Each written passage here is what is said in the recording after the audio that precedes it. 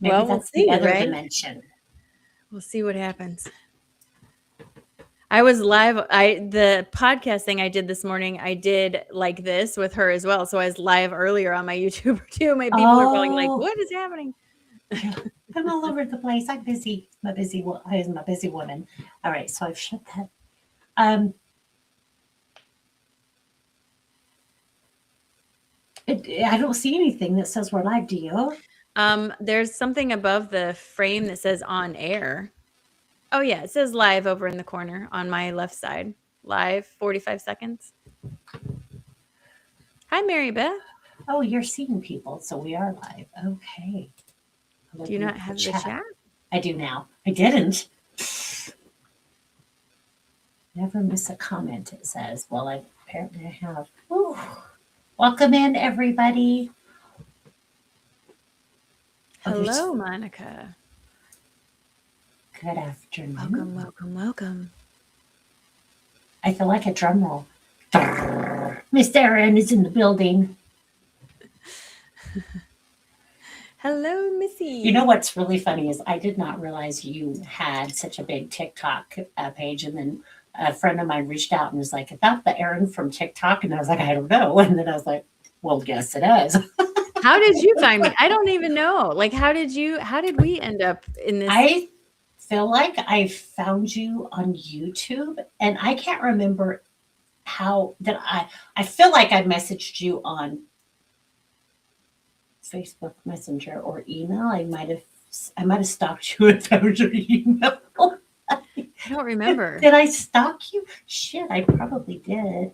I don't remember it. Now I don't remember. It's been so long. I mean, it's been more than 20 minutes. So it's It been so has. long that I don't Yeah, remember. yeah. It was Hello, yesterday. Ashley. Hello, Randy. Hello, Kathy. Hello, Rochelle. Hello, Amanda. Paired. What does that mean? Oh, she's What? on YouTube. Oh, now we can see where they're watching us from. A Yes. grandma witch. Ooh, we like witches. Hi, Crystal. I see some familiar faces, some not familiar faces. How fun is that? So for those on YouTube, who are you following through? Are you on your air? No. It is broadcasting on my Consciously Aaron YouTube page, Oh, fun. but it's not on my Oh, Facebook. So any Facebook's got to be coming from you. okay. So Rochelle said that we talked about Aaron in our Patreon group. So Okay. one of you guys did that. I was like, Okay. Okay. and I actually refer a lot of people to you because of the Schumann resonance. To go and listen to your reports. Yeah, it's helpful. Yes, a lot of energy. Aaron and I were just talking a little bit about timeline shift, and I posted on your post this morning about, oh, we should talk about that tonight. I don't know if you already have some things that you want to talk about too, but the No. timeline shift is huge. Yeah, it is. I there's so much going on in the world right now. And I don't know. I mean, someone just messaged me right before we went live and they're like, "You do know Verizon's been down all day, right?" And I'm like, "What? No, I don't have Verizon." And they go, Okay. "Yeah." And they go, "Didn't you have some sort of vision about everybody looking down at their phones?" And I'm like, "Yeah, I did actually. That's interesting." Like, so, I mean, I don't know what's going. The hard thing about this is I get these visions, these images, and I share them with people, but I don't have any more information than what I give you, right? So Right? I don't know. And a lot of times, what I receive can apply to many things. And I don't think it's any one of those things. I think it's all of those things, right? So when Yeah. I have this feeling of like a message coming and everybody looking down at their phones, that can be multi-layered. Maybe was picking up on the Verizon outage, but why would that be important, right? Like, why is that necessary for me to see? What is that covering, or what is that part of, and I can drive myself crazy if I keep going down that spiral. But, Oh, for sure. For sure. It's an intricate web of things that come into play. I did hear some sort of a glitch. I don't know how you feel about the Matrix, but I did hear in clairaudiently glitch in the Matrix. And that's why you needed to know that. So it was kind of like a soul contract, like your soul's like, okay, I'm going to look for this. When this happens, this is going to remind me. And I believe it. I And believe it. you are having my technical term, shit ton of synchronicities. I am a ton of synchron. Hey, Wade, good to see you again. Wade is like my biggest fan. He's all over my stuff. I love it. Oh, that's awesome. Yes. And Brooke is pointing out that we also have a dancing timeline. So on the graph, every once in a while, or more often than not lately, there is a appearing and disappearing bar that comes up and disappears and comes up and disappears. And I have talked about this a little bit, and I have been hesitant to give any more information than I'm getting simply because I don't have a lot. But my guide has come through multiple times and told me that the reason that's happening is because the base timeline that we all share is in such a state of flux right now that it's unsteady. And so it's showing up in this way because there's not a settled path, right? Right. And this big timeline jump that we had was a settling, but it's not settled, right? We are literally collapsing down, probability down into possibility. And then that possibility has to then flow through everything else. So that's what it's been shown to me. Sometimes I see it on there. Sometimes I don't. I have people always point it out to me. What my guides tell me is that until we get through 2026, that our timeline is not going to be fully established because there is too many changes that are happening. And these are changes on a global level, not just US people. Not everybody, but people in the US tend to be very egocentric and think everything's about the US, and it's not, right? Correct. We have to remember that this is a global community. This is not just a US community. Get out of your heads, USers. I love the USA, but come on, y'all, No, yeah. Something interesting that was also sent to me about 20 minutes ago is, I don't know if you've ever heard of James Fox, but he is a documentarian. He has a couple well-known documentaries out. He's a big researcher, reporter, especially when it comes to UFOs. That's not exclusively what he does, but that's what he does. There is an incident that happened in the 90s in Varginha, Brazil. If I'm pronouncing that incorrectly, I apologize. Varginha, Brazil, where there was a ship that landed with tons of firsthand witnesses, 3 girls that give firsthand descriptions of being within 8 feet of this creature. There was a surgeon that handled the body. There was a man that died because he got a scratch that was infected. So he's been working and digging and digging and digging and documenting this. And by the way, in Brazil, this is not a freaking secret. This is something that is well documented. Right. Their government fully acknowledges that this happened. This is not a secret. But what's happening is it's gaining traction, and he's holding, I don't know if it's called a press conference or what it is, but it's in DC, I believe, at the Press Corps building, and it's being covered by Live Nation Live, where he's bringing firsthand witnesses, doctors and military people. And I think the 3 young women, they're adults now, obviously, are coming to testify, but he's bringing also US people, US whistleblowers. Like, I don't know if Grush is going to be there or not, but he's trying to bring the 2 sides together so that they can communicate and talk about this, because this is a real thing and it's really happening, and we need to know about this. And I think that, the thing with the cell phones going out and the things with the announcements going on, and there's all kinds of stuff going on with Greenland, and there's all kinds of stuff going on all over the world. That's what I mean within my vision. I don't think it's necessarily one thing. I think it's a lot of things showing itself to me in many different ways. You know what I mean? Yeah, I do. It's a very intricate web of things that are coming into play. I do want to ask you this real quick. What's really weird is I have this heat signature right on my chest. So we'll have to see what that has to do with what's going on. But the solar plexus was getting activated as you were talking about what's happening with spikes with Schumann resonance.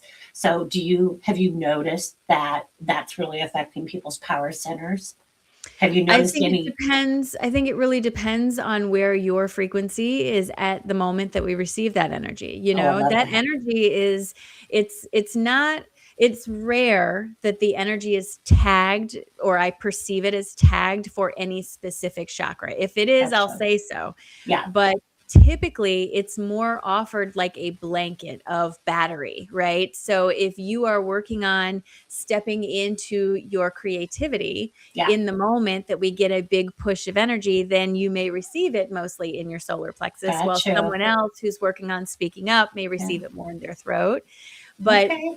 when I talk about the big white energy, the idea is you're going to feel a push in a forward momentum direction. And sometimes it feels like this, and sometimes it feels like that. I think it just depends on where specifically whoever it is, you know what I Right. mean? That makes sense. That makes sense. So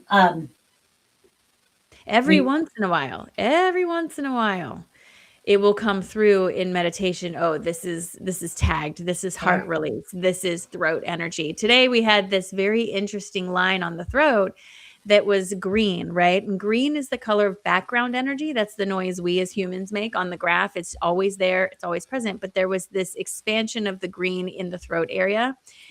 And so immediately, if I'm looking at what I know from my interpretation about the graph, green comes from us. The throat area is about expression of truth, right? So to me, that indicates some sort of expression of truth coming through the collective in some sort of way, right? That's kind of what I Yeah. shared. It feels like something being announced or coming to the surface or being released in some sort of way.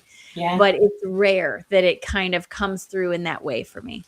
For just specific, sorry, for like a group of people. So it's more like you just said, it's going to hit everybody a little bit differently depending Right. on what it is they're working Right. on. Okay. Right. Okay. That actually makes sense.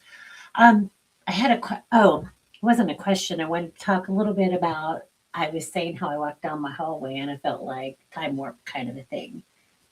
Like, where Yeah. in the heck have I been? All of a sudden, I just felt like I walked into a different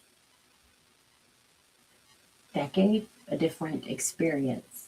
It was, I don't, I'm not as crazy as that sounds, but that felt pretty crazy. Listen, we have to get that word out of the vocabulary. I want to just reassure everyone in this room, people who are in psychosis are convinced they're right. So if you're questioning yourself, you're probably okay, you know? Just like, I've So lost just it. keep that in I think mind. I probably say that every time we come on here. It's like, well, I had this happen today. Well, that happened, that feeling happens a lot to me. I found myself, okay, this happened last night. Perfect example. I'm sitting on the couch with my husband. We watch a show together called Saint Dennis. If you don't know what it is, it's a very funny, like 30-minute comedy on like Peacock or something. Okay. So we're watching it and we start the episode and I'm sitting here and he paused it and I go, have we watched this one? He goes, no, it's new. We haven't watched it. It says it's new. It says it's not unwatched because it'll show you if you watch it. It says Right. new. And I'm like, we've watched this. And he goes, no, it's new. I knew and said exactly what the character was going to say next because I felt like I had watched this. And it wasn't like I was picking up on the show. It was like I have seen I get it. Yeah. And what was interesting is it wasn't the whole episode. It was only parts of the episode. It was kind of going in and out, like crossing over like this, right? Yeah. And it was a very bizarre feeling. And it was very distracting because I would suddenly understand what the next scene was going to be. And then I would feel like I'm watching a new show. And then I would know what the next, it was some of the strangest feeling. And I very much feel like that has a lot to do with collectively the veil and the energy is so thin right now because we are transitioning through so many timelines that the veil overall is just cheddar cheese thin, you know? Yes, which makes this an opportune time for everybody to kind of dive in and to start tapping into their intuitive abilities and skills and start to use them and practice with them because it is very thin. You're going to get messages. I'm seeing more dead people. I usually feel them more than I see them, but I am driving down the road and I see somebody walking. I'm like, okay. Today on the way home, from my mother-in-law's, I thought it was a live person. That's how clear they became. So I was like, oh, okay. Yeah. That's not there. All right. My dreams have been, they are very much, I'm very aware that they are, it's like dipping into a different life experience Yeah. just for a little bit. Yeah. And because all of them, none of them, there's nothing in any of them that is fantastical, dreamlike. They're very routine, very normal stuff. I'm doing something like putting groceries away in some weird house. And it's like I'm doing it. And then all of a sudden I start to go, where am I? And then I pull out of it. Or I'm having a conversation with someone, or I'm walking down the street. And it's like I'm crossing over these very thin veils and just stepping into different life experiences over and over and over again. And it's a very strange feeling. And it's not like I go into the life experience and I learn a valuable lesson and I come back. Right. Well, that's why I'm literally just painting or cooking or arguing with someone. They're very, very routine. And that's how I know, because they're very visceral. Also, I can smell things. I can feel things. I can't control anything. And the minute I start to become aware that something's weird, I pull out of it. I've never been a lucid dreamer. It's Like never been pull out of something it, like you wake up and you're like, oh, this is, or just, or I switch or into you another shift. dream and then I'm just dreaming again. You know, I kind of, it's a strange thing, but I wake up so often at night now that it's like every hour I'm waking up from these, you know? So I don't know if it's a mechanism of purging of something or collapsing of timelines, or I have no idea what it is, but it feels like a crossover. You know, for me, everything is frequency. I literally see everything in frequencies. So for me, it's like when you're in the car on a road trip and you're passing through different cities, you'll pick up radio stations from random places. That's what it feels like to me. And even in like my card readings with people lately, that's been happening. I'll be in the middle and I'll get this random like radio station out of nowhere. And I'm like distracted for a second. It'll pull me out of what I'm doing. And then I have to get back to it. And it's again, like that weird crossover of some kind. It's such a strange feeling, but it's been happening for probably 2 weeks, maybe 3 weeks, but just, I would say right before the new year started up until now for me. That's how long it's been going on. And not every day, but the days that it happens, it feels like it happens all day. And then I'll have 1 or 2 normal days and then it'll do it again. Right. Do you notice that it spikes with Schumann resonance at all? Like, are you noticing it's happening more with certain energies? No, and what's really, it's really interesting because I almost feel like what I feel and what I'm seeing don't match anymore all the way.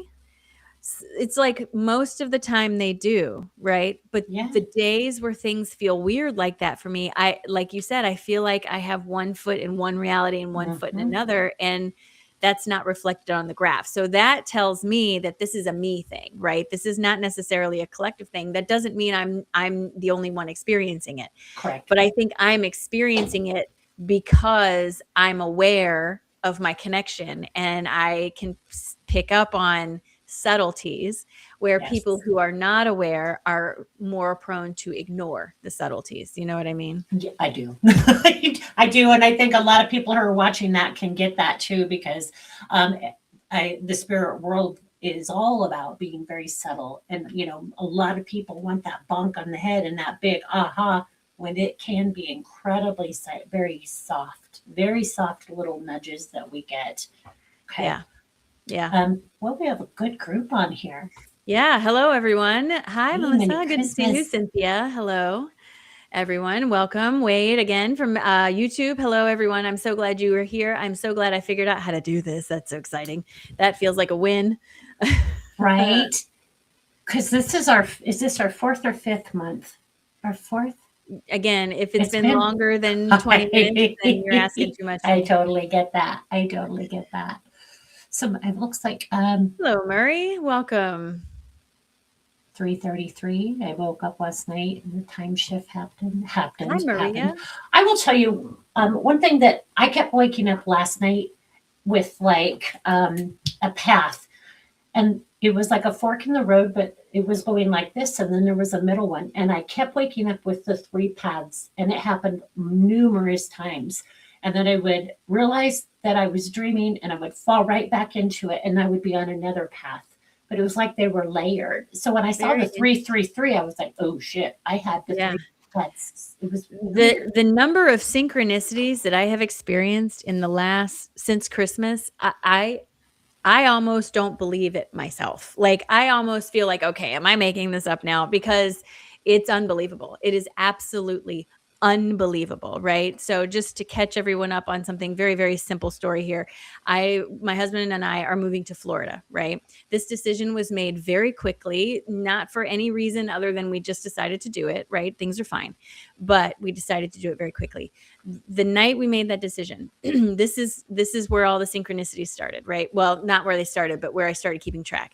That night I go to bed and I'm feeling very anxious about everything. And I'm like, I don't know, did we do the right thing? Oh God, this is a huge thing. We're moving from Illinois. I got to change my bit, like all the stuff, right? Yeah. So as I went to sleep, I said, all right, I need a for real, no BS, no arguing. This is a sign, like The for real. shiniest sign I've ever Right. signed. Like, Yeah, yeah, yeah. I'm not playing around. I don't want foo-fooey. Maybe it's a sign, maybe it's not. I want you to slap me in the face with a wet fish and say it's 3 fishes day, right? Yeah. So I go to bed and I am not kidding you. I woke up with the most unbelievable need to go to pee at 11:11 and 1:11 exactly on the dot. And it was no not getting out of the bed. I like jumped up Yeah. out of the bed. And then as a last thought, looked at my phone and there it was 1:11 and 11:11. So that was when it started. But the number of synchronicities that have happened, I was telling you stories earlier, like there's so many things that have literally fallen into place that it almost feels unbelievable. But I keep reminding myself, this is what manifestation is. This is what it feels like. This is what it looks like. It just, I'm used to it happening one little one at a time.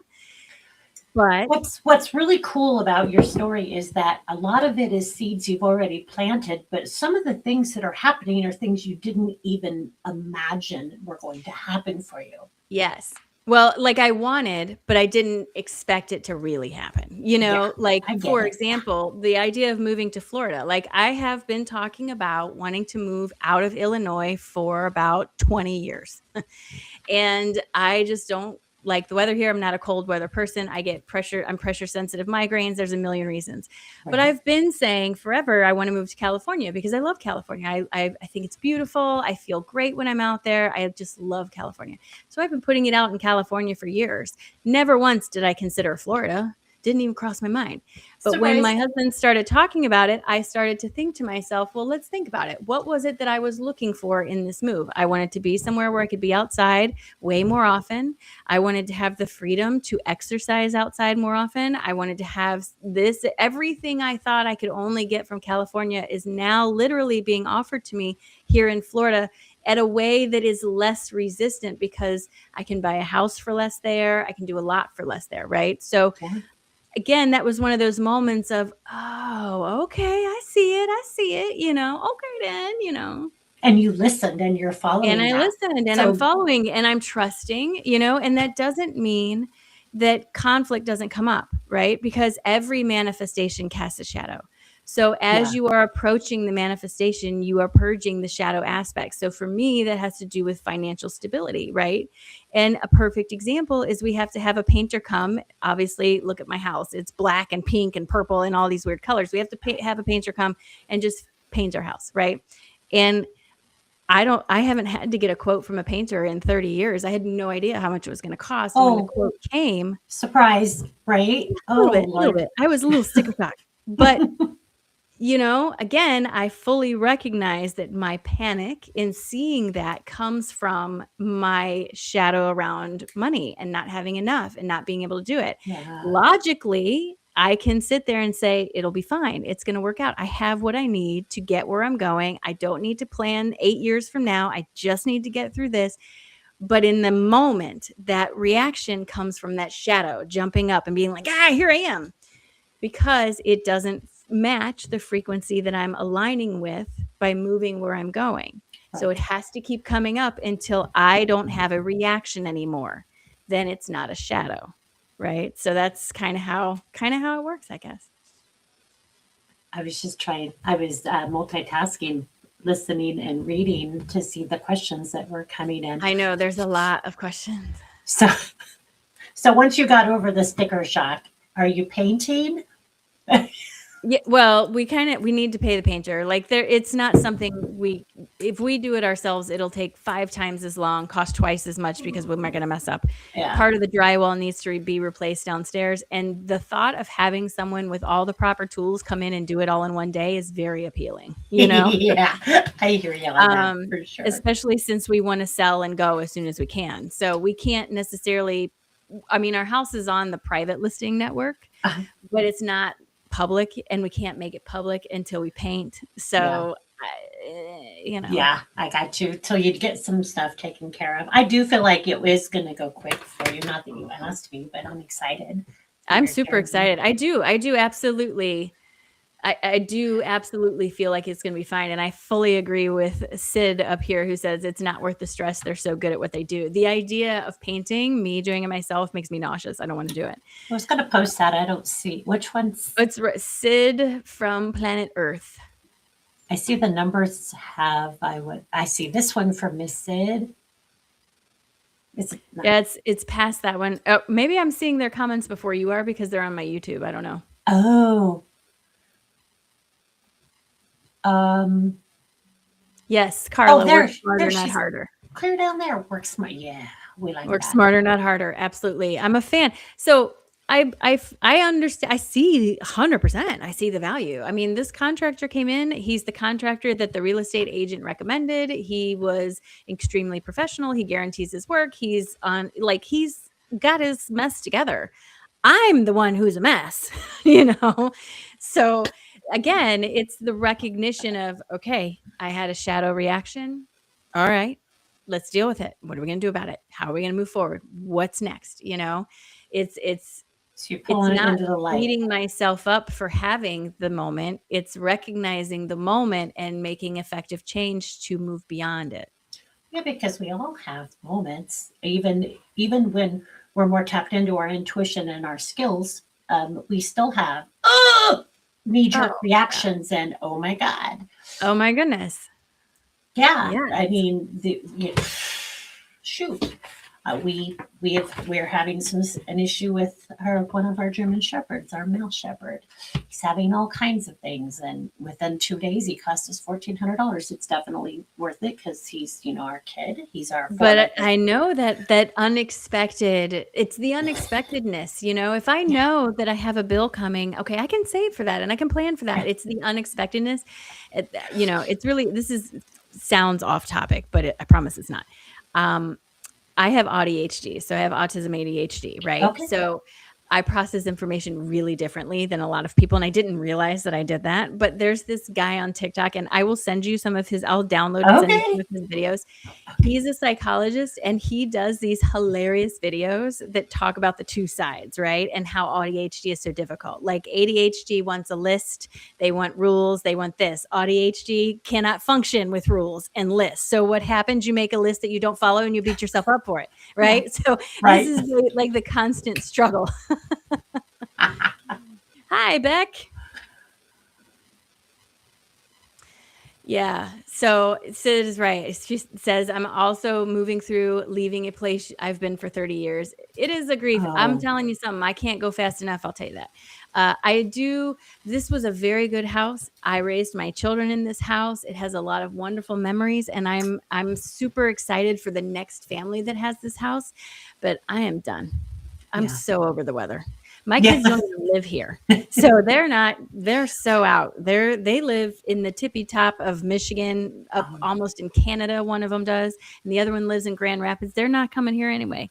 And when we started talking about moving to Florida, my daughter's like, are you going to pay for me to go? Because I really want to go. I want to come. How many times are you going to come? How many times are you going to pay for me to come? You know, I'm just like, you know. How exciting. Sunshine. So she's like, girl, yes, I feel you. That's fun. Girl, yes. Yes. It's just, you know, it's. Oh, I'm reading.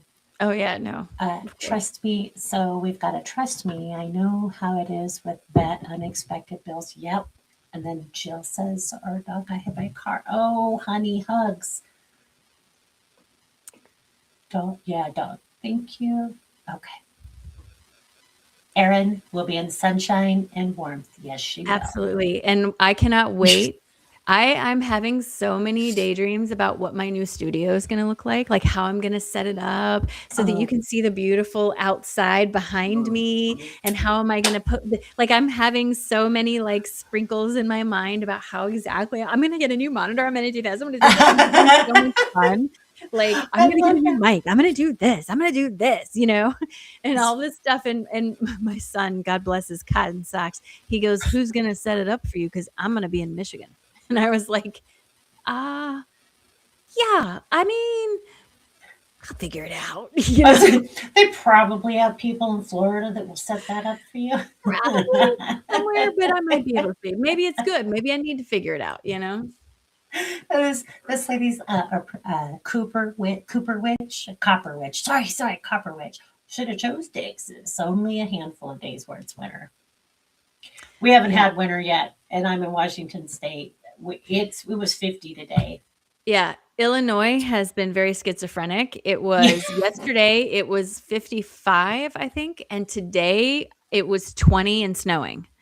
And this is my migraines, right? This is what gives me migraines. So I had a migraine all morning because of this. This is another reason I can't wait to get out of here, because these huge swings like this, that's what sets it off. Did you say that again? Did you grow up there? No. Have you lived there most of your life? No. Okay. Well, I have lived here most of my life, but that's because I've been married most of my life. Yeah, I hear you. Same. Yeah. I grew up mainly in Virginia. So pretty temperate. It didn't have big swings or anything like that. So I need to get back to something like that. Okay. Well, someone asked, Subs424 said, first time here for a live, but I watch Erin daily. Is this a live for personal questions or answers? This is not the live for personal questions from me. This is a great live to ask big questions. What is the universe? How does energy work? What is the Schumann? What is this? What is that? Or whatever you want to ask Melissa. But this is not typically the best place to ask personal questions, because I'm not focused in that way. It takes a whole new set of stuff to get me going in that direction. And I can and do sometimes answer personal during these lives, especially so people who follow me know that I like to play with numbers, numerology, angel numbers, things like that. And I do have a Facebook page where I do. Well, no, I guess your people are following us from YouTube, so welcome. My guides will give me numbers because they understand that it is the quickest way for me to get a message, especially once we start getting tons of questions on the feed. They'll just say, oh, that person's vibrating at a number 9, give them the 9. Or they'll say that person is vibrating at a 22, or this person is vibrating. So basically, all numbers have a vibration. And when they give me a number, I share with you, and then you just go look it up. I like to use numerology websites to find what the meaning of the number is. Some people like to use angel numbers, but my guides are pretty good at that. And it gives you a little insight of why things are happening the way they are. It's because of where you're vibrating. Yes, absolutely. Everything is frequency. Everything is frequency. Yeah. What you're putting out, what you're getting back. Yeah. Yeah. And you can change that. Yeah. Anyway, so. Just like a radio dial. That's all. Just like a radio dial. You just forgot that you could move it. Yeah. You turned on some polka station and convinced yourself that you had to listen to polka for the rest of your life. Right. I mean, because you can change the damn channel. It. I mean, you can if you want to, but you could also change it, and you could put it back. You could also change it. I'm just saying. Yeah, it's so fun to play with that, and how it's something that I'm noticing a lot, especially with my husband. Well, here, let's shift that a little bit. Let's work on this energy. Let's bring this in. Let's not focus on that and get frustrated or upset, because we get to choose what we're going to let drive us crazy. Another thing that Spirit does is they'll give me animals for people. And if they give me an animal for somebody, again, that could be an animal messenger. It could be a totem. It could be a spirit animal. Typically, it's more of a messenger saying, call this energy in. You can work with it. You can work through it. They can work with you. Okay. Yeah. All right. I'll get you. That's awesome. Sandy is asking about shadow work. It is complete when you do shadow work. Is it complete? We've had this discussion when shadow doesn't trigger you anymore. You want to answer that? Sure. So Okay. for me, that's when that shadow is complete. I mean, but if you're asking if that's when shadow work's done, no. Unfortunately, we are human, and so we are consistently going to be producing new shadows. The key is to do preventative maintenance rather than repair work, right? So it once you work through your initial big dose of shadow work and you start getting to where these things no longer trigger you and you don't have big reactions, that doesn't mean it's time to stop. What that means is now you're aware that you have this shadow side. So when a trigger goes off, instead of pushing it aside and pretending it wasn't there or asking someone else to change, now you have the knowledge to stop and say, wait. What am I doing in this moment that's causing you hear my throat, that's causing Yeah. this situation Yeah. to happen, right? Yeah. And you Communication. in the moment do your shadow work. So then you're doing preventative maintenance rather than repair work. But for individual shadows, yes, the way it's always been shown, explained, and experienced by me is that it starts out as a large trigger. You're triggered immediately, you have a big reaction, all the stuff. Usually comes with guilt, which makes it worse because then you're like, oh my God, I can't believe I did that, and all this stuff. But as you work through it, the trigger gets less and less and less and less until you no longer react. And often you don't even notice that you aren't reacting until weeks go by and suddenly the thing happens and you catch yourself going, wait a minute. Oh, that used to make me so mad. Oh my Yeah. gosh, and it's a Yeah. very natural feeling. Organic. It should be very organic because that's Yes. how it's sustainable. That's how it's real. That's Yes. the embracing, like someone says over here, that's the embracing of this piece of you rather than the pushing it away, Yeah. you Pull that know? shit into the light. Yeah. Yeah. The great thing about the organic is because that's how you actually heal. A lot of people just want the really quick, let's just fix it. Can't you just say a spell over me and then it goes away? No. There's no power in that. No, There's no and that's power the in free that. will and that's free will. We have to do the work. Right. I teach people not to cut cords because it just is like, think about that cutting a cord. You're leaving a frayed end there, bloody, Right. gory mess.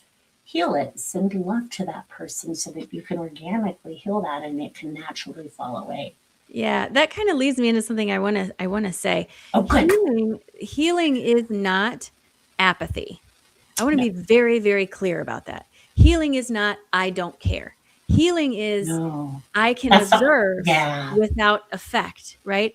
Obviously, I care what people think about me. Otherwise, I would not shower. I would not brush my teeth. Well, you care Don't what you think care. about yourself too. So, But I have a healthy level of this, yeah, right? yeah, What it means to heal is I can observe a situation and not give it permission to wreck my whole day, right? yes. I can observe and not be tangled up in it. That's healing. And people get so in their head about you shouldn't care.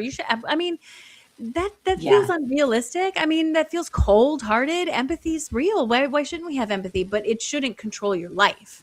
No, It shouldn't control no, that, they you shouldn't. know? I have a question here. I think it's one of your peeps. I'm going to throw this up because I like this question. I am actually going to do something real quick about. So we know that our emotional pains are a sign, or our physical pains are from our emotions. Yes, Mhm. everybody pretty comfortable with that.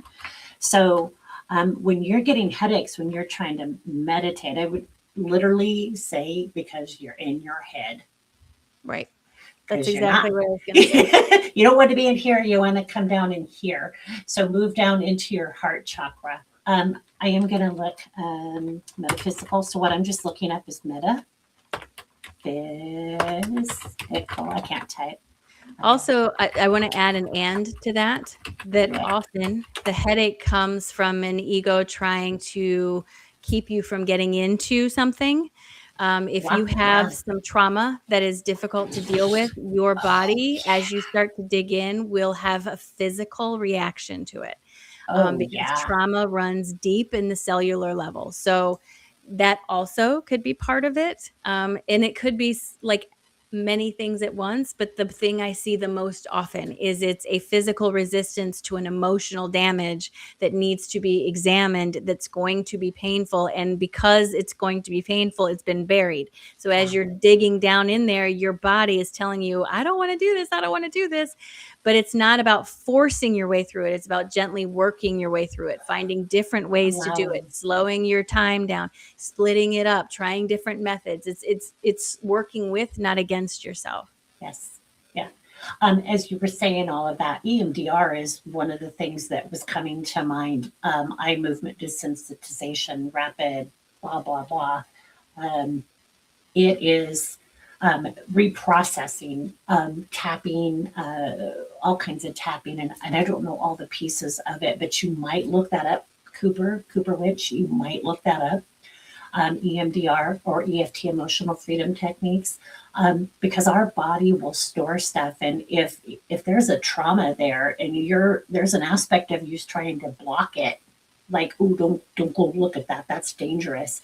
So it is about your system is getting overwhelmed, is where I want to go with that. Mm-hmm. I do want to share this real fast. Overthinking or mental overload, excess analysis, trying to solve what can only be felt, which is coming out of here, coming in here, holding too many perspectives at once, and carrying other stories or emotions. That's just a part of what can be causing that. Avoiding a conversation, silencing your intuition, holding tension around what needs to be said. Those are all reasons for a headache. Mm-hmm. That's just some of them. Okay. All right. So that was a great question. I love that. It so was a much. great question. Okay. Do you see any other you want to? So Unreal Estate Broker, listen, stop yelling at me. You got to take your caps lock off. Unreal Estate Broker says, is astral projection, travel in the dream state while sleeping, a topic that is touched on frequently? I've had experience with it some in life. I do not have rarely done any kind of out of body astral travel. So I'm not going to be able to give you any kind of experiential answer on that. I mean, I can maybe help you energetically, but I don't know. What I heard you. Okay. Real estate broker. What are your thoughts on being next to moving water in time? Oh, that's amazing. That'll move some serious energy. But that's not the question you just read. So that one was the one I read was on my screen is before that one. Oh, gotcha. Oh, I found it. Okay. Yeah. Is astral projection.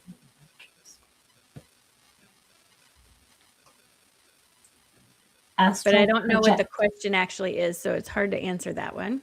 Yeah. If you want to reword that, I'll see if I might be able to tap in. For now, we'll go ahead and scroll. Erin, if you see any, holler. Yeah. The question about what are your thoughts on being next to moving water in a time of meditation? Meditation is a conductor. So if you can be immersed in feet or whole body when you meditate, it will amplify the energies you are receiving and purging. Also, being around moving water creates free ionization in the air, which will help facilitate exchange of energy as well. That's the smell that you smell of fresh water. That's ionization in the air. So all of those are helpful. You know, don't stand in a thunderstorm with an umbrella, but it can be please. Please. That's fun. Yeah, water. You ever stand in the shower and you all of a sudden have the best ideas, or you're sitting in a bath? All the time. You're cleansing your aura, but you're also cleansing the energy that's kind of Yeah, Copper Witch. It'll be up on my YouTube channel. Mindy has a great question. Mindy says, do you think any of these spiritual issues can cause physical issues, i.e. seizures? Yes. That's a really great question. I don't know where it is, but I want to pop that up here. It's Mindy. For me, she's there she is. Second to most recent. Yes. So for me, yes, absolutely. Everything is connected, right? Everything is energy all the way down to the vibrating strings in the center of the nucleus of the atoms in your body. Everything is energy. Seizures specifically come from electrical short circuit in the brain, right? So if you have a lot of uncontrolled energy in that space, logically, for me, it makes sense that it would cause a short circuit. Yeah. That said, I also firmly believe that by the time it gets to dis-ease of seizure, that it is beyond simple, like just working on meditation, right? once the body has gotten to the point of expressing dis-ease, you need to treat the dis-ease and the dysfunction at the same time, because it is a full picture. So I'm not a doctor. I cannot give medical advice. However, for me, what that looks like is working with my doctor to get my medications correct, while also learning meditation techniques, or listening to frequencies, or doing acupuncture, or doing yoga, or whatever it is. And it's a balance of all those things together. But dis-ease at its fundamental core, from my understanding of energy and biology, is always coming from a dissonance in Yeah. your resonance that leads to Yeah. dis-ease. Yes. I 100% agree with that. Um, I don't have the scientific background, but just through my own work, when we get so caught up in all of our pain and all of our trauma, it can cause physical ailments. And Absolutely. it is also very telling of where you're having it in your body. You can look that up, you guys. You can look up, oh my God, like I tore my rotator, but I was telling as hell. Broke my ribs, and everything is on the right side. So pay attention to what side of the body it's on too, whether it's masculine right side, feminine left side.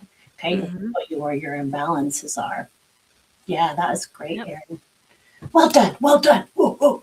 Thank you very much. You're welcome.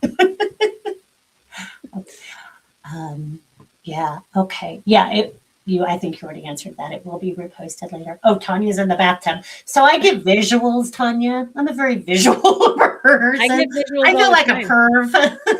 No, there was one time, so I mean, this might be a little TMI, but there was one time that it wasn't long after one of my past life regression sessions where I was hypnotized and taken back.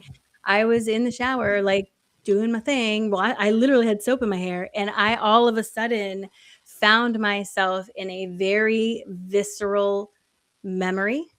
I don't have any like real context as to who I was or anything, but I can tell you from context, it felt something like Viking or whatever. I was a woman, but I don't know how to explain it. I just knew this, right? And the thing that stuck out to me, and this is really weird and scary, right?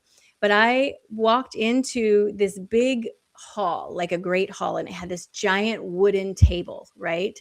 And Right. all these people were sitting around this table and they were eating. And I had the very clear thought that all these people are eating off the same table that they're going to kill somebody on. And then I snapped out of it like this. And in the moment, it wasn't scary. It felt like just a fact of life. Like I just knew that, right? Well, that's how the soul perceives it. It's not, it's not judged. It's But just for like, whatever reason, in the middle of the shower, and I came out of it and I had soap in my eyes and I was freaking out, and like it was bizarre. And it's not often that things happen that viscerally for me, but it was very soon after I had a hypnosis session, and she told me, she said, once you start having these, it opens a door and you can start getting more and more and more of this spontaneously. So was that like days later, or was it was like the next day? It was like the next day. Because so I do quantum healing hypnosis. So when you do that within days and weeks, even, it is even suggested. I don't know if your sessions were recorded, but yeah, listen to those recordings too. Another thing to think about is everything is happening at the same time. So it feels to me like you were incredibly connected to that aspect of your soul that had that experience. And that you crossed paths with that energy. Right. I even knew I had blonde hair. Like I had an awareness of having a long braid down this side, and it had rawhide in it. Like it had some sort of leather that was weaved into it. And I was clearly aware, like had an itchy head. Like I was not like a clean person. Like I was, you know, but it was just normal. Like it was the strangest thing. And going back to what you said about recording your sessions, this was the funniest thing, right? So I had my first QHHT session, and after the session, we're talking, and she goes, okay, I'm going to send you the recordings. I go, I don't need it. I remember. She's like, no, you need to listen to it. And I go, no, I remember. She's like, I think you should listen. And I was so like, no, I got this. I didn't listen for like a month. I forgot all about it. And then I was going on a road trip and I was by myself in the car and I'm looking on my phone for a podcast or something. And I come across the recording. And I'm like, oh, fun. I'll just listen. Turn it on. And I start driving. And for about the first 10, 15 minutes, I'm like, yeah, remember. Yeah. And then something happened. And I said something on the tape. And my reaction was so strong that I like turned the wheel. I'm like, what? And because I had zero memory. But it was odd because as I'm listening, I'm like, I remember that. Like, and the visuals started to come back. And it was a very interesting experience because after the session, when we were talking, I felt like I remembered all of it. I felt like I was there. Like I felt like I got it, but obviously I did not, Yeah, there's so many parts. I have brought people out and said, how long do you feel like you were under? And they'll be like, 10, 15 minutes. And it was 3 hours. Well, I don't usually for 3 hours, but 2.5, 3 hours. And they're like, what? Exactly. And I can even remember like at the very beginning, one of the questions that I had given to ask my higher self was, I wanted her to ask if I was a healer, like what was my purpose here, right? What was my job here? And I walked into that session. I'm telling you, I was so confident. I was like, I'm a healer. I know I'm a healer. I know I'm a healer. Blah, blah, blah. And I get in there. I know that's what I'm going to say. I remember her asking me the question. I remember my mind starting to move to say healer. And I heard she's a teacher. And in my head, I immediately thought, no, I'm not. No, I'm not. No, what am I saying? And I couldn't stop what I was saying. I was arguing with myself. Yeah. And then that's like channeling. In all of this, in the recording, you hear me say, there is no difference. I'm talking to my inner voice. My higher self through my mouth is talking to my inner voice, telling me to basically shut up because you're in the way, It was funny. And I'm like listening to it going, oh my God, like that's crazy, Like tell you, go sit in the corner. Just go sit in the corner. Yeah, it was incredible. If anyone in here has never had that done, I could not recommend it more. It answered so many questions. It opened so many doors. There were I will encourage you to go in there with as little expectation as you can because you don't want to block anything that you're receiving. And I have seen personal friends that I have recommended have a session and they come back and they're like, well, I don't know how you did it because I blah, blah, blah. And I'm like, right, but I went in there with zero expectation. I wasn't saying it has to look like this, it has to feel like this or whatever. I just didn't know what it was going to look like. So I was open to whatever. And that's why I had a good experience. But people will, I can't be hypnotized. Okay, then you can't be hypnotized because if you've decided that, then who are they going to do about it? Yeah. So well, there are ways to work around people who think they can't, and sometimes they're just not at a state where they feel like they're ready. I have absolutely seen that. I've seen people who thought they weren't ready and they had the most amazing sessions. And then I've had people who felt like they were so ready, but they still blocked themselves. And they weren't able to get themselves out of the way. Yeah. So how to find someone that could do the regression. So if you're wanting to do quantum healing, is that, it's Mindy again. We'll just we'll stay with Mindy. So, Mindy, go on QHHT's website. You can just go on QHHT, Quantum Healing Hypnosis Techniques, or just go look for a local regression therapist. Tell me what state you're in, I might be able to give you some names. Okay. I just found my regressionist. I went to the QHHT website. I typed in my zip code and it gave me a list of people. So it was very easy. Yes, very easy. Yep. Okay. I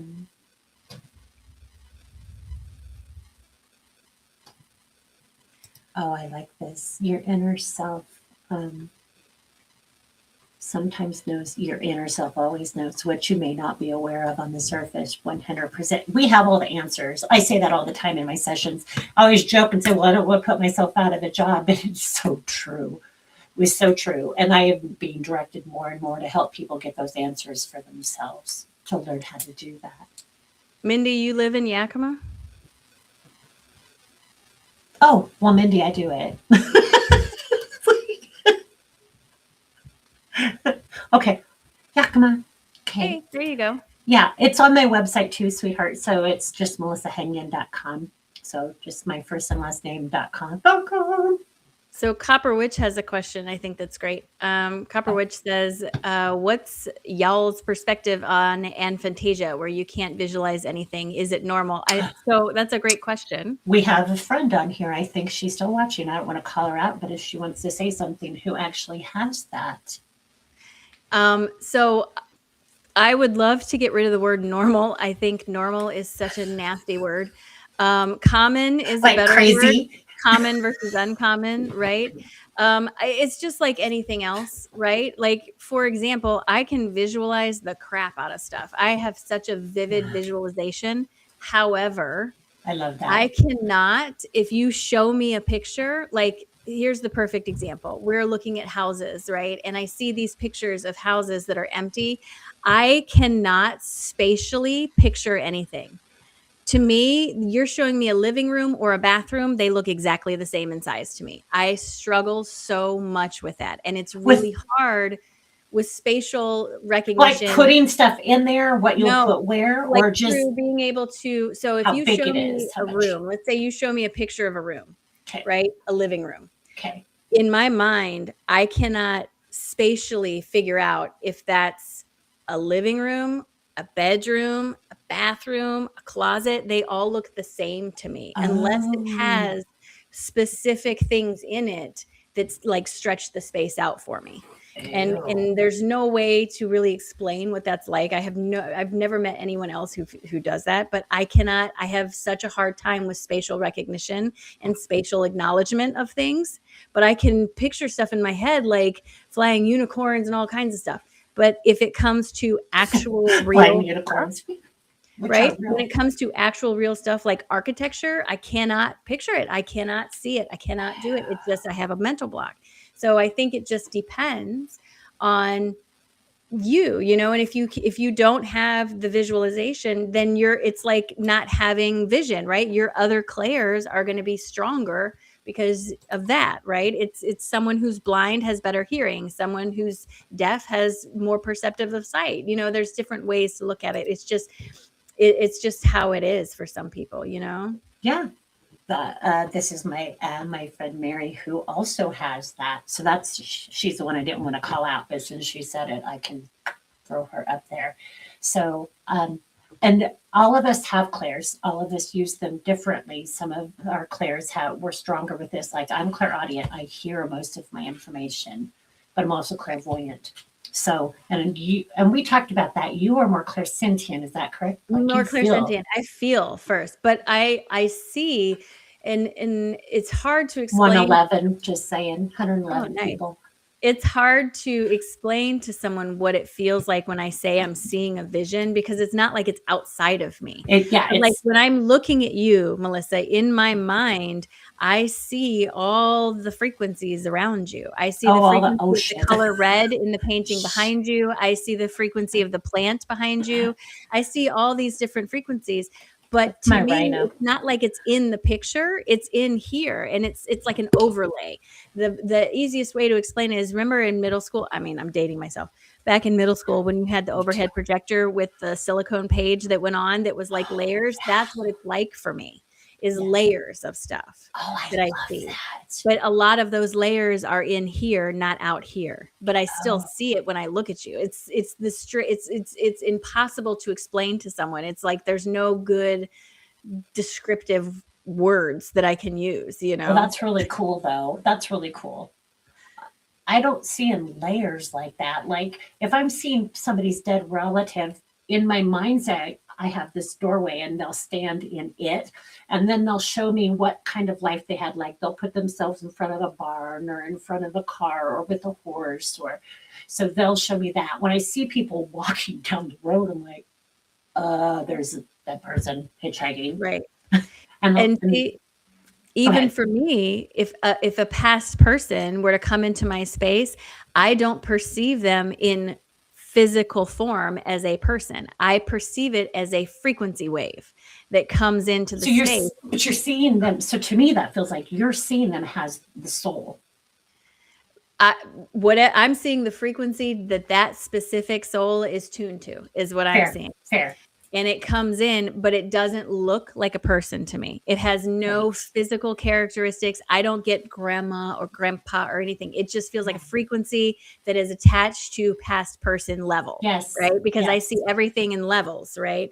So Yes. that frequency, the speed that frequency vibrates at, is associated with past people for me. So when it comes in, I'm aware it's there, but I am unable to like say, who are you and what are you doing? It's like, again, a phantom radio station passing Yeah. by, I want to right? add to that because something else, and I do this quite a bit, but I think a lot of people actually do this, and that is seeing residual energy. So not necessarily seeing the spirit of a dead person, but actually seeing a living person who was just there 20 minutes before you. Mhm. And I think that's that part of that thinning veil, and I think we're starting to see more and more of that too. Have you noticed yourself doing that at all? Um, I don't know. I mean, it's hard to say. I've noticed so many little things that it's hard to really pinpoint because now they're just sort of part of everything. Like Right? the biggest thing for me is I'm picking up on these random frequencies that are just out of nowhere, and that it's never happened before. So Yeah. I don't even know how to deal with it really. I'm just I like, all know. right, let's just see what happen. Right? See what your guides do with it. What am I doing with this shit? I wanted to pop this one up. It's weird that I can't visualize anything, just straight darkness, but I have extremely lucid dreams.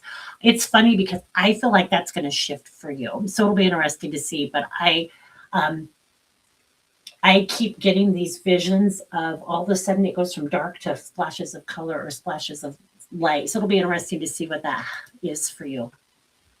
Okay. I don't feel very confident with this one. So if you want to take that one, the three I don't eye have any atlas, insight.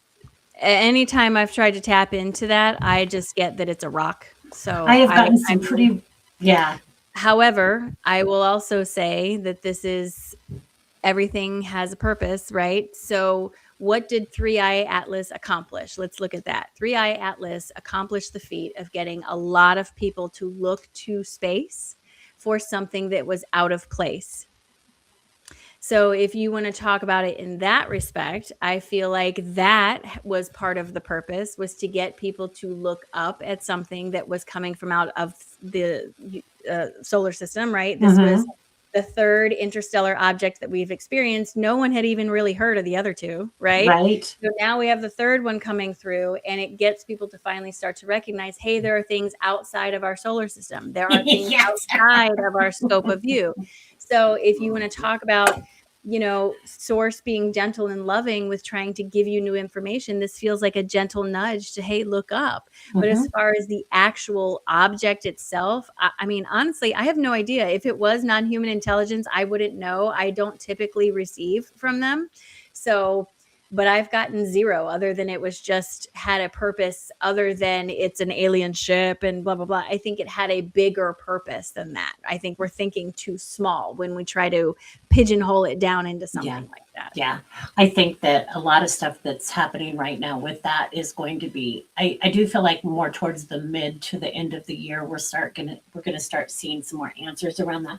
But I know that 2027 is slated to be the year of uh, we're gonna know.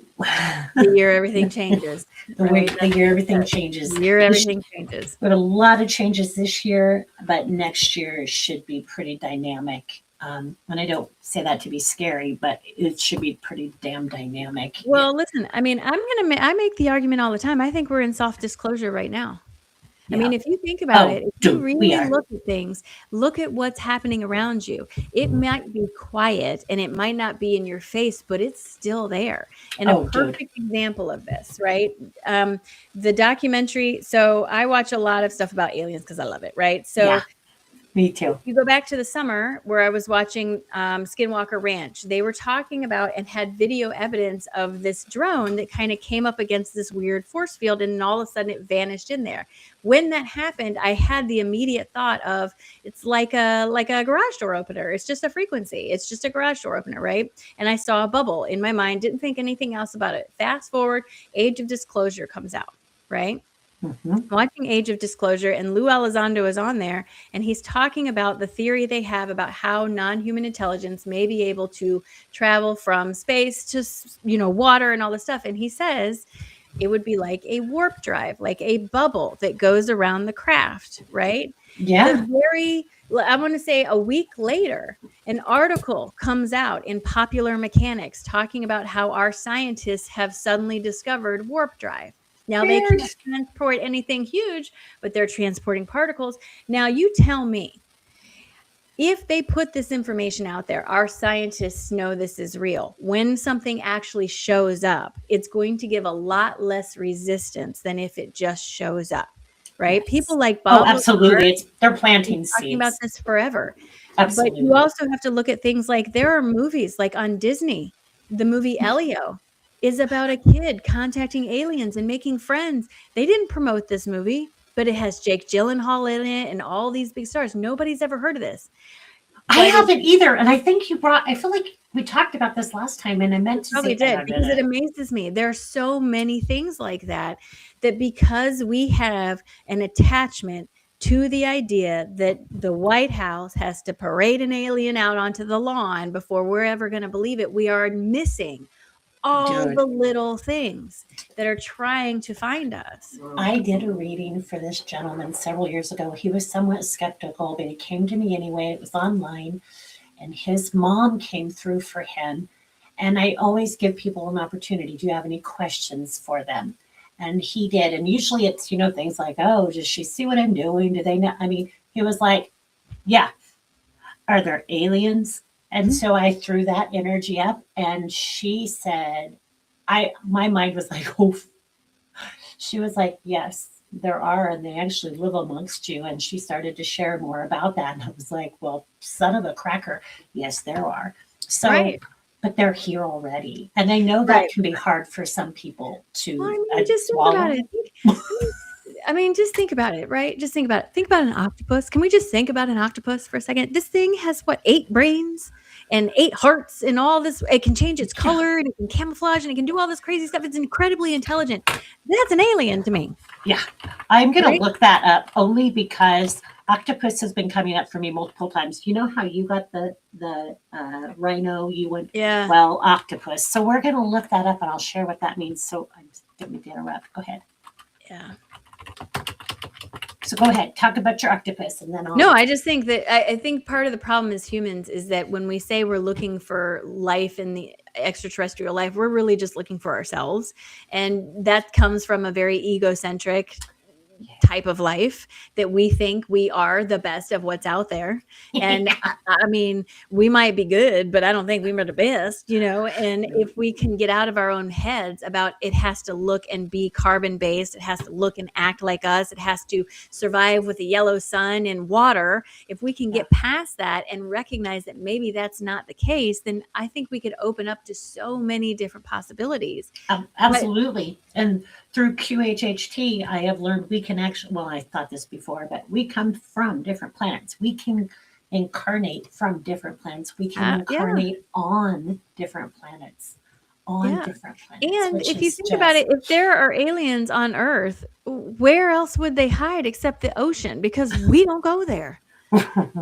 Well, we know nothing. We know nothing about our ocean. We know nothing about our ocean. And, it's really interesting because in one of the Senate hearings, they had Admiral Gaudet up there. This is a Navy admiral. He's the head of biomarine research for the Navy. And they asked him, do you think it's possible? And he's like, yeah, I do, because we don't know what's in there.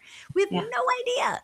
So is it possible? 100% it is possible. Yes. Why are we looking up here? Maybe we need to look down here, or maybe both, or all of the above, or some of the above. I mean, I think there's portals all over Earth, and I think that 100%. there are transient vehicles all over the place that are just outside of our frequency, our ability to see it. We can't even see radio waves. We can't see radio waves. We can't see microwaves. We can't see infrared waves. The amount of light spectrum we can actually see is this big. Yeah. If it just expanded to this big, can you imagine what we would see? And you're saying that about light waves and auras or this. I just thought, where'd it go? Somebody is asking, have you, here, let me pop that up here. You ever had an aura light photo? I have. It's very interesting. Yes, it is. It is. It's especially when you're tuning in because the energy that comes up out of your head, like my head is like glowing. It's like Yeah. I mean, it's kind of fun. it is. It's fun. You got to remember though, your aura changes. I mean, it changes all the time based on your environment. So just if you have an aura picture, because I've had people bring this to me, I had an aura picture and it was this color, and I'm like, great. What were you doing at that moment? Were you nervous about what was going to be on this picture? Because it's all over the picture, right? It's just energy. It's just energy. Yeah, and you But can they're see so people's fun. aura They're so with your fun. naked eye. Yeah, Yeah, just you can. I do it like if sometimes I'm just messing around out in public and I see somebody, I'm like, oh, like, you just stare past them. Don't stare at them. Stare past them. It's easiest if there's a white background behind you, and you'll start to see it. You can do it with trees. Hmm. You can do it with the mountains, and it's really cool to watch the trees aura move and shift because it doesn't just stay there. It's Right. actually moving. It's dynamic in nature. I It's love to watch my dog's aura because he's oh a white yeah. dog, right? So Oh it's yeah, yeah. easy to see it come up from him. Yes. It's fun, and Oh they have such a pure aura. It's nice. yeah. Well, they have a much higher vibration than we humans do. They're very honest. Dogs are like children. Little children are pretty honest. See any more questions? Yellow and red and blue. Cassandra Zora. Mel's Hole on Ellensburg. Yes, I have because I live in Yakima. So Amanda is asking if we've ever heard of Mel's Hole, and it's not my. Is that But wait? I feel like maybe is that the hole that they throw stuff in and it never goes anywhere or I something? do believe so. I'm going to look it up. Ellensburg is about 45 minutes away from me to the north of where I'm at. It sits on the crossroads of folklore and paranormal culture and Pacific Northwest myth making. It's an urban legend about a supposedly bottomless pit located somewhere west of Ellensburg. The story entered public consciousness in '97 when a man calling himself Mel Waters phoned into the late night paranormal show. Oh, Coast to Coast AM. I love that show. Dude, first time I ever saw that freaked me the hell out. I was not in a place to believe in this kind of stuff. So Coast to um, Coast is a good one. it is. I love when George on there. Norrie. George Yeah. Norrie, but I love when George Knapp is on there. George Knapp he's my grandpa hero. Like I want George Knapp to be my Oh, bestie. Like I love him so much. oh. After we did the live with you talking about your serial killer relatives, I was flooded. My news feed, my emails, it was so funny. I was flooded with, I was like, what in the heck did Aaron do? Did you ever listen to the nursery rhyme? It's so I creepy. did. It was Oh, it's creepy. so I thought I creepy. might have sent it to you, but maybe I sent it to somebody else, like, oh my God. So creepy. I want to, if it's okay, I'd love to address this question real quick by Copper Okay. Witch. Okay. It says, how do we know if we have blocked chakras or if they are out of whack? I'll tell you what I understand about it. Okay. For me, our energy system is a circulation system, just like your blood, right? Because we have dual systems. I have never seen a chakra completely blocked. I have seen traffic jams and slowdowns and stuff like that, but I've never seen a chakra completely blocked except once. And that person was in a full-blown spiritual psychosis when it happened. However, I see your black when you chakras, say that. That's interesting. yeah, your chakras can get out of balance. And the easiest way is just how you feel. How do you feel? If you're feeling off kilter, stop and ask yourself, what is it I'm exactly feeling? Where is it in my body? And then look to see what chakra that might be connected to. And then you kind of go from there. But it's Yeah. how you feel is 100% for me is where it is. Yeah, it's usually depicted by where your pain is in your body. Like if you have, like I see it a lot with people in their solar plexus because we're pretty much taught to give our power away from the time we're tiny. Don't feel that. Don't all those things. So your Right. solar plexus for me is what I see. Stomach issues. diarrhea, constipation, anything like that. I was having struggles whenever I would be around certain groups of women for an extended amount of time. And when I quit hanging around certain groups of women, some of those started to heal. So your body will tell you what it needs you to know. Like if you are in a situation and your stomach starts gurgling, but you're not hungry, it isn't about needing food at all. It is telling you, you need to pay attention. You're uncomfortable here. Why? Either you're in a bad situation or why, what emotions are you avoiding? Right. Your body is your greatest tool. Dude, it's so, yeah. It's a giant sack of water, and water is a conductor. Yeah. So, and then it's filled with electrolytes, which also are conductors. So if you pay attention, if you listen, you can learn the language of your own body. And again, that takes you into preventative maintenance rather than repair work. Yeah. Yeah. And if you can get in front of it, you're going to be a lot better off than once it's already torn. You know, you got to go have surgery and all that crap. Okay. I saw some questions that I thought looked really great. And then I don't know. Let's see. This I thought was interesting. How do you tell the difference between subconscious and actually hearing people who have crossed? That's a great question for you.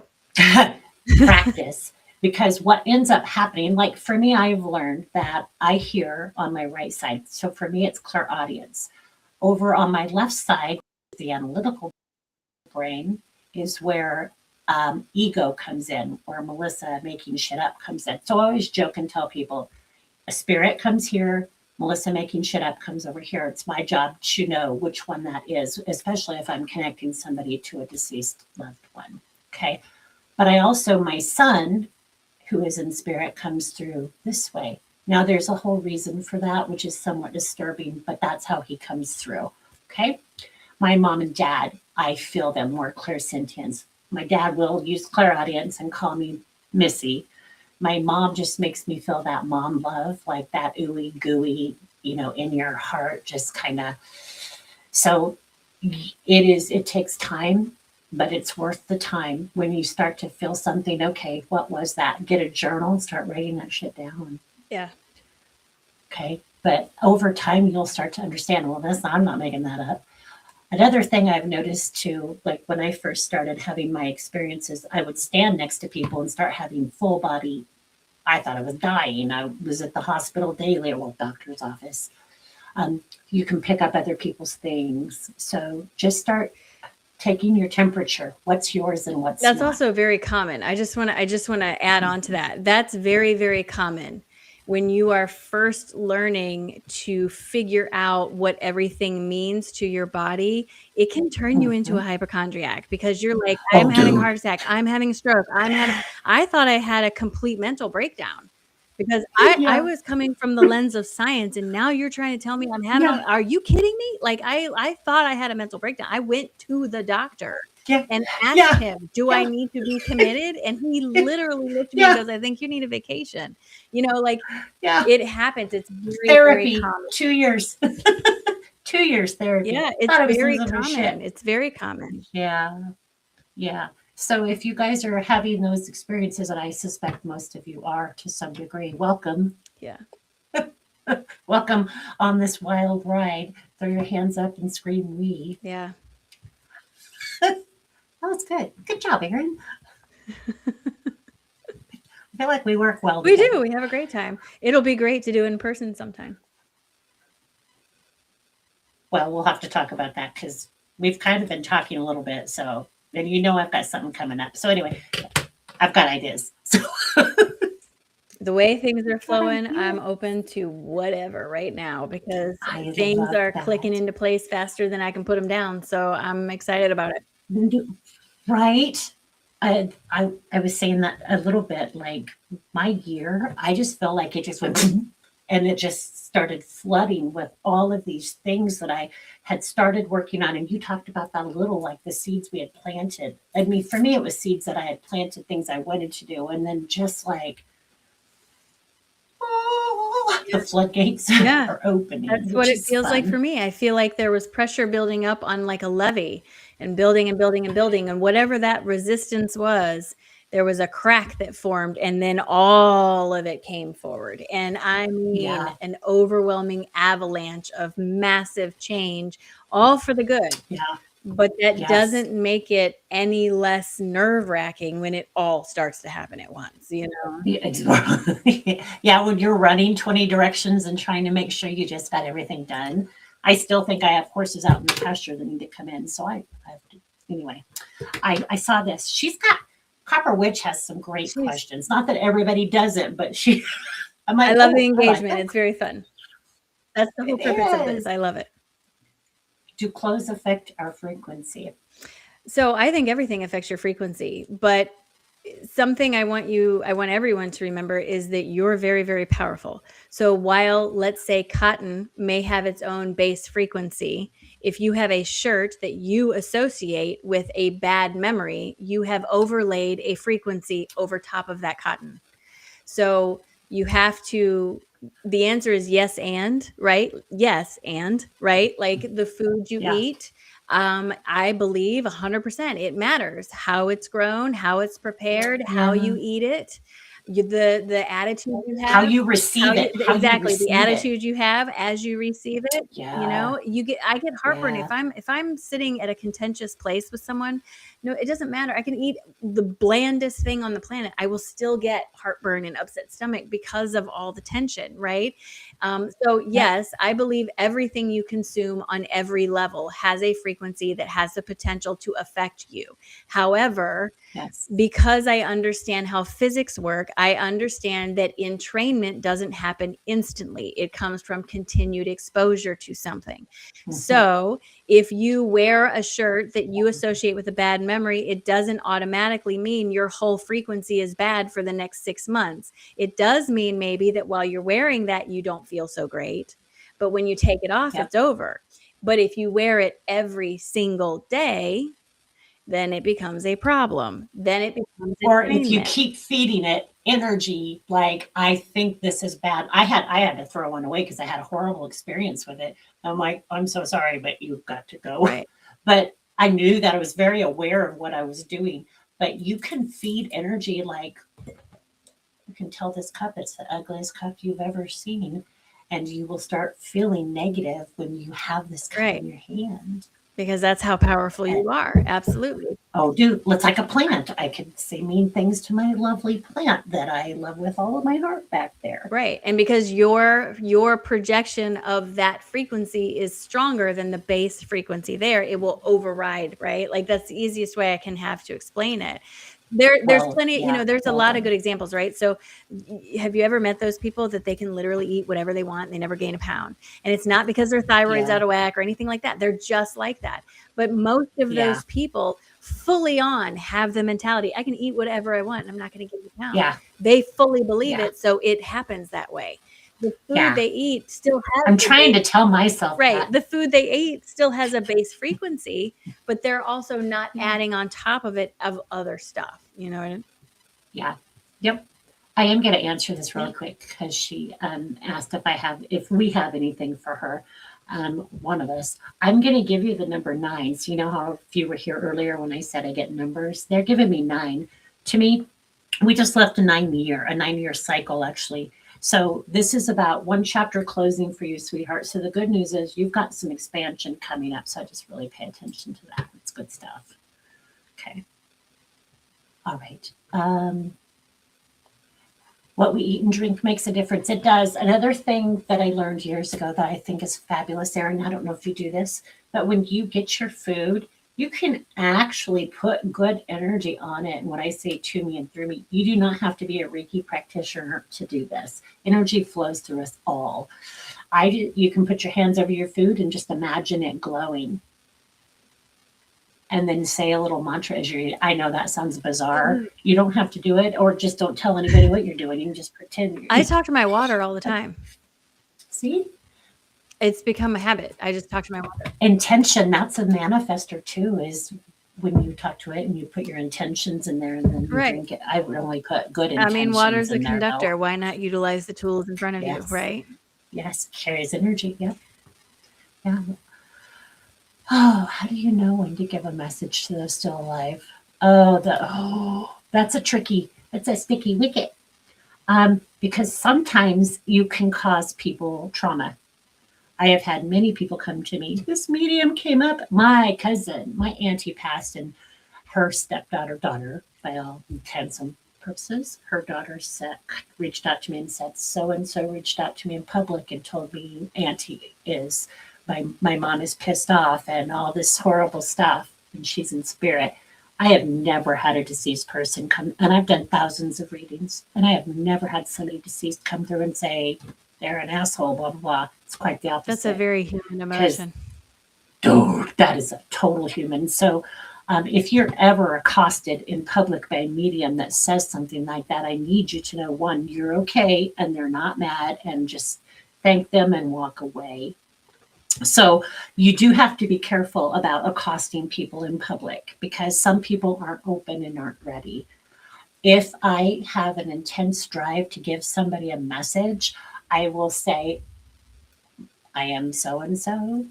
I am getting information for you. You have somebody who just needs you to know they're okay. I will offer them a business card. If you are wanting to connect, I usually will gift that. I don't charge them if I'm approaching them in public, and then give them the opportunity. I would say probably 50% of the time they do call me, and 50% of the time they don't. I did have somebody that it happened to when I was at Disneyland with my granddaughter, and she did call me, but most of the time it does make people a little uncomfortable. So you have to really use discernment when you do something like that, because you can cause a lot of harm if you don't have the time to sit down with them and tell them exactly why you're feeling a certain way. Okay, so just if you're doing that, sweetheart, use your discernment before you do. I hope that helps. Hi, Mama Ocean. I have to be honest, I don't remember specifically, but I recognize the name Mama Ocean. So I'll be here when you're ready. I want to add to what you were saying. So not everyone's energy works the same, right? So for me, my energy, in order for me to connect, there has to be an intentional broadcast, right? So it's uncommon for me to walk through a room of people and just pick up randomly on what they're doing.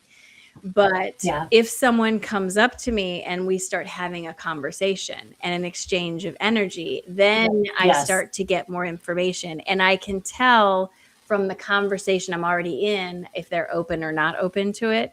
But I think that's important to point out, is that not everyone's energy works the same. And just because you don't pick up on stuff like that doesn't mean you don't have a connection. Or if you do pick up on it, doesn't mean that your connection is any more intense or better than anyone else's. It's just we're all different. And learning to work with the best way that it flows through you takes time and patience and trial and error, and being okay with some things not working, and feeling silly and all these things. That's all part of the process, It totally is. This is one that I feel like needs answered. I'm not sure if she was talking to somebody directly about their communication, but I will tell you, spirit can come through like that. I have seen it where they come through the moment that they pass, pop out of body. Oh, shit. Hi, friend. I've had it happen, not purposefully, but it did, and it was incredible. And it was strong energy, very strong energy. They can also communicate when they're in a coma. People with dementia and Alzheimer's can communicate telepathically, just like people who are in spirit. I sometimes get stuck thinking that the person I'm communicating with is in spirit, when in fact they simply have dementia. People with autism who are nonverbal. Yes. Right? Just listen to the telepathy tapes. What's interesting? Just a side note on that. So the telepathy tapes come out, but there was a documentary that came out a couple of years ago called "Tell Them You Love Me." Do you remember this at all? Tell them you. No. Okay, so this story is about a caregiver and a nonverbal autistic man that had a relationship. And the caregiver is telling the family, he's doing this, he's typing this, he's saying this, and they're saying, no, he's not, no, he's not, no, he's not. She was like prosecuted criminally for this. Fast forward, now the telepathy tapes are coming out, and literally all the stuff, everything she said that he was doing is what they're proving is possible through these telepathy tapes. And it makes me think, man, I wonder if this woman is aware of all of this, if she's seeing all of this. It's super interesting how things have started to shift. And I watched that documentary years ago, and I don't remember, like, I didn't have any opinion about it at all. I just remember thinking, oh, that's interesting. And then here it is, the telepathy tapes, and I'm in the middle of the telepathy tapes, and I was like, wait a minute, you know, like. I really want to watch that. I wrote it down. So Tell Them You Love Me. It's a documentary. Yeah. Okay. Okay. I want to answer Mama Ocean's question real quick. She said, the man with the white beard. I talk about him a lot. Has he always been visiting, or did he just come around October-ish? No, he's been visiting since my awakening experience started. I think I find it super, super interesting that so many people get tangled up in wanting to know who this is. I try to tell you guys, he's made it abundantly clear that it is a very human thing to want to put a name and a label on a frequency. 100%. He's made it very clear in every one of our interactions that his name is not of consequence, because he has so many incarnations on so many levels that which one you want to hear, right? It doesn't matter. His face has never been clear to me for that specific reason. I will tell you that I believe fully that he appears to me the way he does because I have an admiration for Socrates. So he looks in dress like Socrates because I associate Socrates with knowledge and teaching. So when he comes to me, he's a teacher. So he appears in the way that I associate with learning, not because he's Socrates, but because that's how I need him to appear. Yes. And that's how most things work. And I think it's very, very human. And this is not saying anything bad, and I'm not trying to point anybody out or anything, but we do it all the time. And it will 100% slow down and block your ability to receive things because you're too tangled up in who is it? Why is it this person? Who is it? None of that matters. That is very, very human. That is very human. That is completely human. And we have to get past that feeling of separateness. It's not separateness. Yeah. The image that comes to me is the same piece of energy that visits Bashar, that visits Esther, that visits Melissa, that visits everybody. It appears to me in a way that I can resonate with. And that's how it all works, you know? It just depends on you. Yeah. They will, like my gate, we all have gatekeepers. Don't know if you know the types of guides we have, but we have one that's called a gatekeeper. That is kind of like your spiritual bouncer.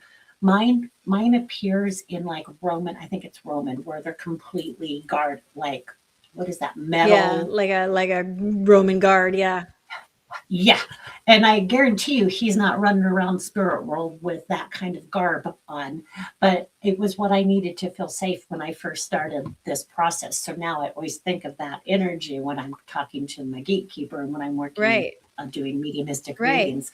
But so 100% him too. He needed to look like this for me, so I feel safe.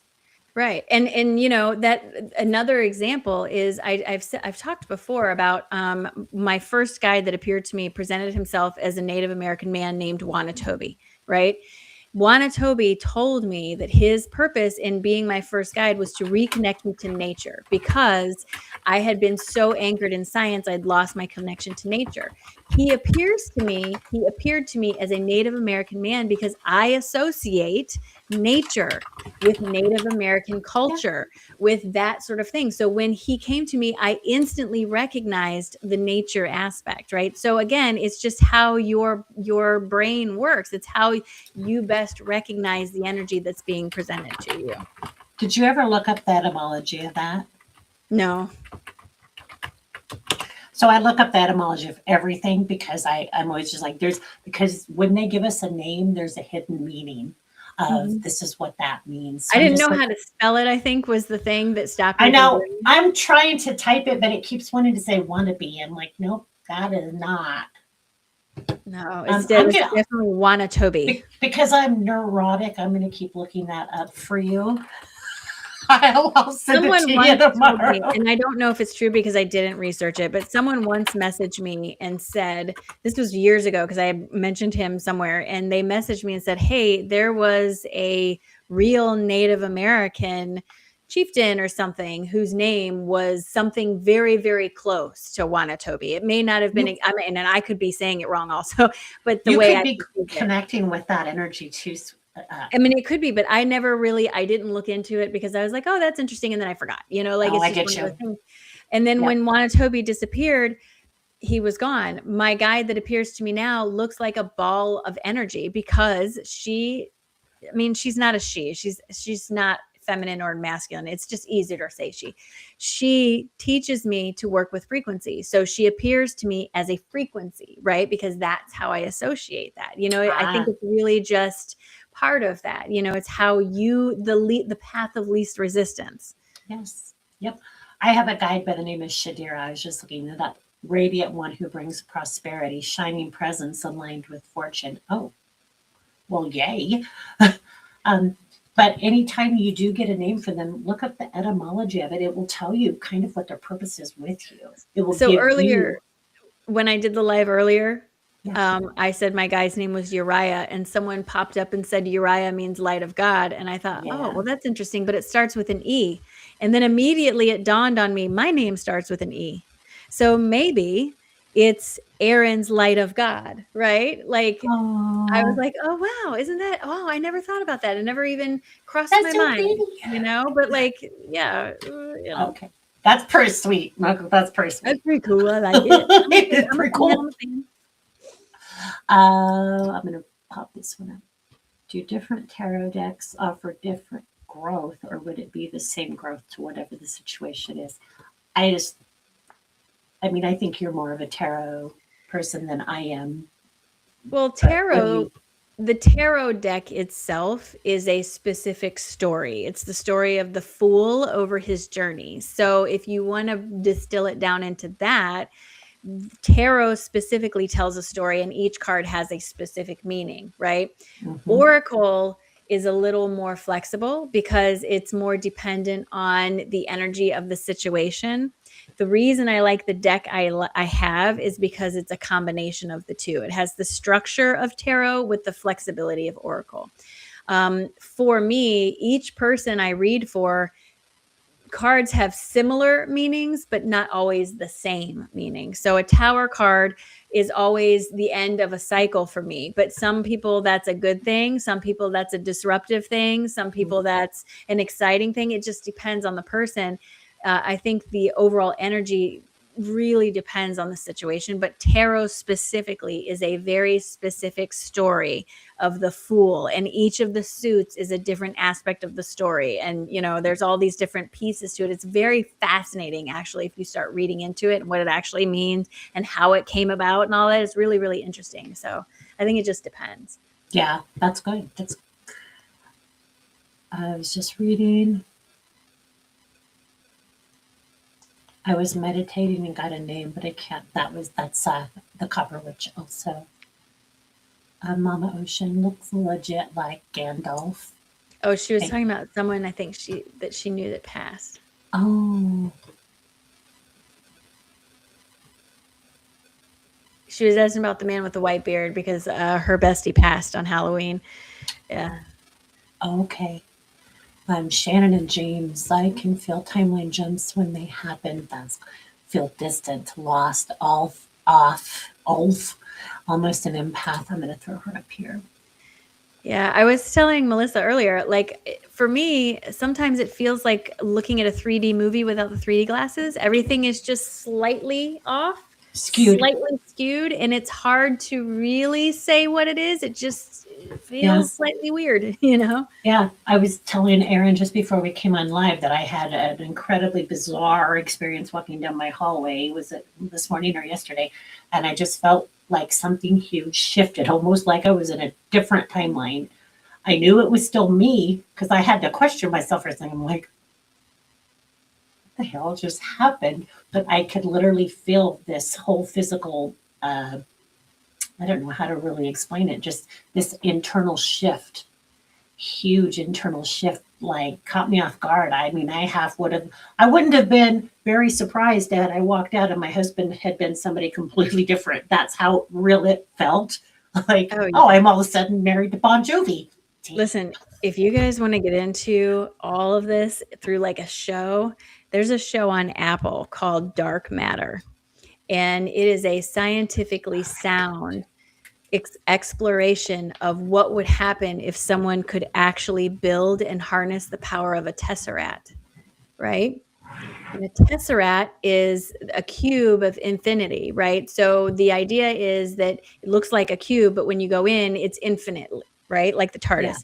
And it extends. And the idea behind the show is this scientist has a pivotal point in his life where he has to choose between going with his wife that he loves and being a high school science teacher, or investing in innovation and all this stuff. And then it kind of comes to this thing where, okay, what happens if the guy on the timeline that chose innovation decides he wants the wife now and he's smart enough to build a tesseract? What happens, right? And it's absolutely, it is a mind pretzel of a show. You have to watch it because the science is real. Pretzel. You use so nice words. I use the dirty words. I would have called it something completely different. I just think of it because it really twisted my mind around. And there were a lot of times where I'd have to pause it and like think my way through what I just watched for a second. Like, wait.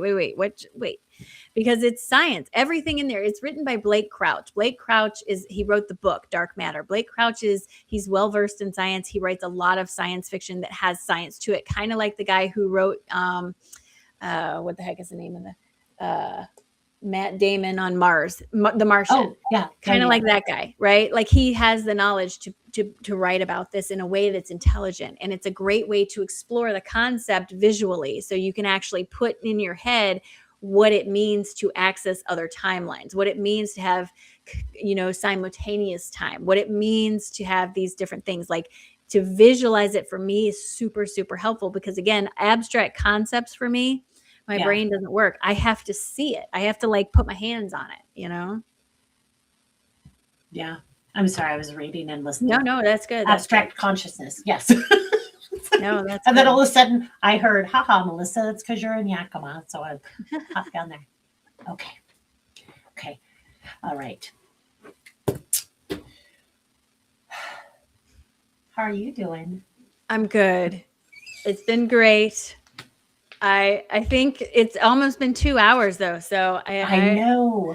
I was just looking at that. I'm like, okay, I got it. Because I am a cow. I'm a cow.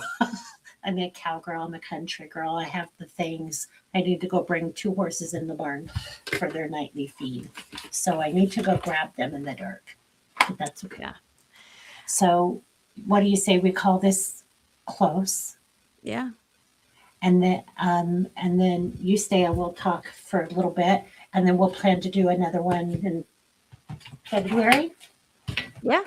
We'll do another one in February. There's all kinds of stuff coming up, you guys. Make sure that you're subscribed on my YouTube. That's where stuff gets launched these days. TikTok is going downhill fast for me. With all the changes and everything, it's getting incredibly difficult to work with in a professional capacity. So I am shifting everything to YouTube. This is on YouTube. Yeah. My channel's chair stuff. I mean, all the stuff, all the announcements, everything is on YouTube. So make sure that you're following both of us so you can get all that good information. And I am on YouTube. I don't have a huge following there. Mine is mostly on Facebook. So I do have my business page there. It is Psychic Medium Melissa Hunyan. Okay, just like that on Facebook. So, and I too have a lot of stuff coming up. I have a new retreat coming up. Erin, I think you have one coming up. Yeah, it looks like I'm going to be at one in June in the Ozarks. It looks like I'm building one myself for hopefully September, October. Oh my God, that's so much fun. In Florida where it's warm. Oh, I feel like I should be in September, Florida. I'm just kidding. We'll talk. Yeah. All right. Okay, kids. It was so good to see you guys. Thank you so much for showing up. I personally have another live next Wednesday with Rahilio Dude, he's amazing. He is a shaman. You guys got to come say hi to him next Wednesday. Okay, Erin, do you have anything you want to promote real quick? The next big event coming up for me is the Channels Chair. That is February the 20th. Tickets are available now. It's like this, except it's over Zoom, and you have the opportunity to raise your hand and have a direct conversation about whatever your questions are. Each person that purchases a ticket, you not only get to attend live, but you get the replay personally sent to you, as well as a written recap of what we talked about. So it's a great experience. I'm telling you, the last 2 times I've done it, I have an energy high for like 2 days after, because it's Oh, such that's a good good. flow. Yeah, that's good. So that's the next thing I have coming up. Yeah, psychically, when you can ride that wave, that is an amazing thing versus, feeling all the dream. Yeah, Okay, kids.